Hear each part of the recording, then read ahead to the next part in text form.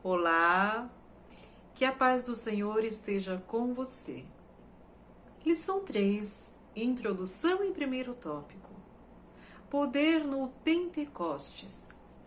Texto para memorizar, Lucas, capítulo 11, verso 13.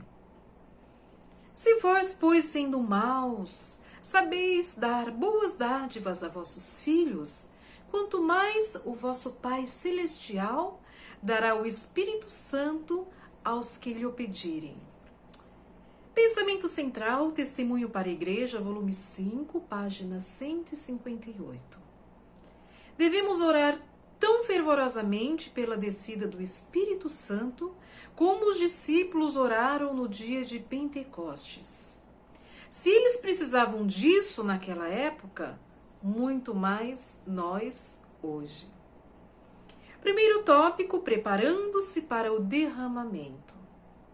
A pergunta A, em resposta à oração, o que aconteceu quando os discípulos estavam num só lugar, com um objetivo em comum? E o que podemos aprender disso? Em Lucas 11, 13, foi o texto para memorizar que já lemos. Vamos lê-lo novamente.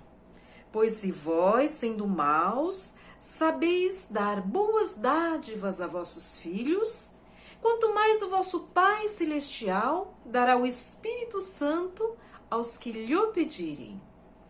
O texto de Atos, capítulo 2, versículos 1 e 2, diz que, cumprindo-se o dia de Pentecostes, estavam todos reunidos no mesmo lugar.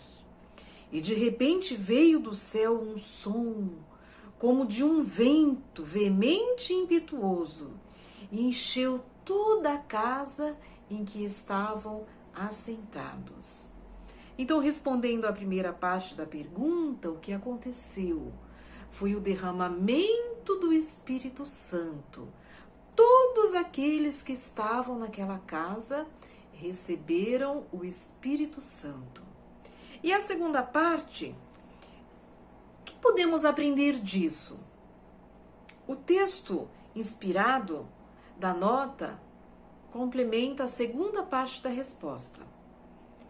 Entenda que só após os discípulos terem entrado em perfeita união, é o que nós hoje devemos ter também, perfeita união, quando já não lutavam pela posição mais elevada, precisamos chegar a esse nível hoje também, é que o Espírito foi derramado. Eles tinham um só pensamento. Todas as diferenças foram eliminadas. Agora a pergunta que devemos refletir, que podemos refletir, hoje, como irmãos, nós temos tido um só pensamento? As nossas diferenças foram eliminadas? Continuando, os discípulos não pediam uma bênção para si. O fardo das almas pesava sobre eles. Que os cristãos ponham toda dissensão de lado.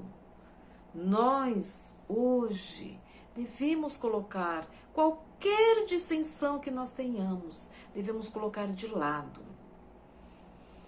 E se entreguem a Deus para a salvação dos perdidos.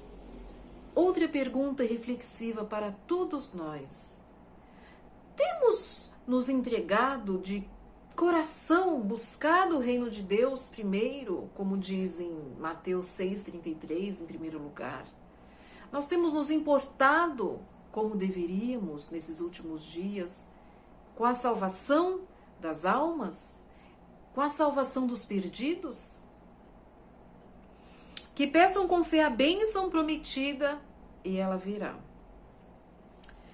O texto de The Review and Herald, 22 de abril de 1890, complementa.